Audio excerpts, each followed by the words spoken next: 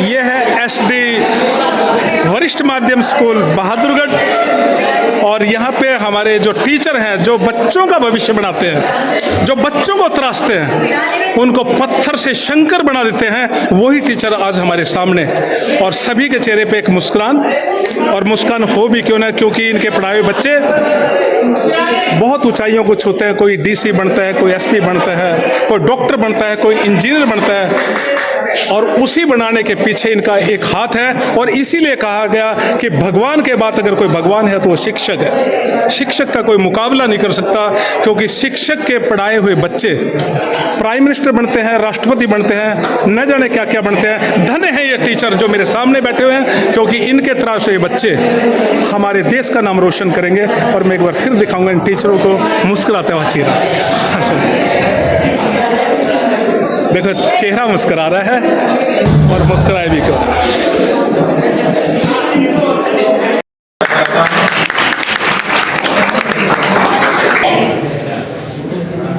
हमारा भी फर्ज बनता है कि हम इनका प्रोत्साहन करें। तो मैं आदरणीय महासचिव और प्रधान जी से निवेदन करूंगा कि उन्हें भी एक स्मृति चिन्ह देकर सम्मानित करें।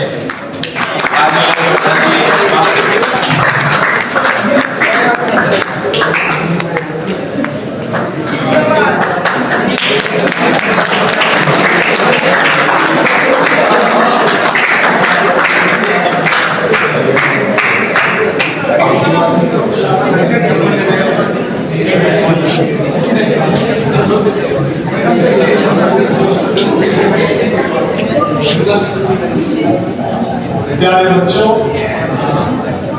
और मेरे आदरणीय टीचर यहाँ बैठे हुए हैं। वैसे तो मैं बहुत कम पढ़ा लिखा हूँ, ज़्यादा पढ़ा लिखा नहीं, लेकिन उम्र के लिहाज से और लोगों के बीच में जाके मैंने तजुर्बा हासिल किया।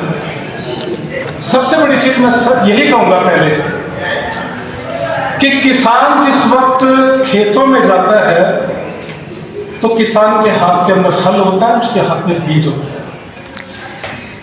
बीज भी जरूरी है, हल भी जरूरी है, लेकिन उस मिट्टी का बहुत सुंदर ढंग से उपजाऊ होना उससे भी ज्यादा जरूरी होता है। अगर हल चल जाए, बीज भी डल जाए और जमीन उपजाऊ ना हो तो कोई फायदा नहीं।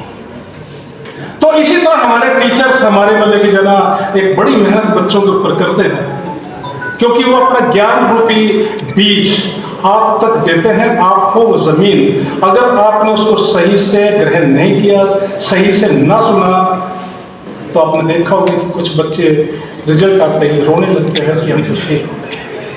और कुछ लड़कियां भी, मतलब वो बच्चे कह रहे सभी आ रहे हैं बीच में, लड़के लड़कियां, तो कुछ बच्चे 33% में पास होते हैं, लेकिन वो भी कोई बड़ी चीज नहीं। कोई 50% में होते, वो भी कोई बड़ी चीज नहीं। 60% में वो भी कोई बड़ी। आजकल तो मेरिट का हिसाब आ गया, कोई 99% तक बच्चे ला रहे। और मैं उम्मीद करूंगा कि इस स्कूल के बच्चे सारे के सारे 99 के करीब अपना रिजल्ट लेके आए। तो मजा बच्चों, मैं भगवान से आज एक ही प्रार्थना करूंगा जो पूरी नहीं हो सकती। मैं चाहता हूं कि भगवान मुझे आज फिर तो 4 साल का बना दे कि मैं SD स्कूल के अंदर एडमिशन। लेकिन ये असंभव है, बहुत असंभव है। वो तो मरने के बाद ही होगा। मैं जाने कहाँ हम पैदा होंगे, कहाँ हम पैदा होंगे, और कौन मेरे टीचर होंगे और कौन नहीं। धन्यवाद। लेकिन मैं आखिरी कर दूंगा, एक जैसा कि हमारे प्रिंसिपल साहब ने एक वो दिया था, मैं पूछ रहा हूँ आपसे कि एक ही चीज में जवाब देना अपने लिए। पंडित प्यासा क्यों, गधा उदासा क्यों? एक ही बात में जवाब दो, क्या है उसका जवाब? फिर सवाल दोहरा दो, पंडित प्यासा क्यों, गधा उदासा क्यों? बता सकोगे कोई? नहीं।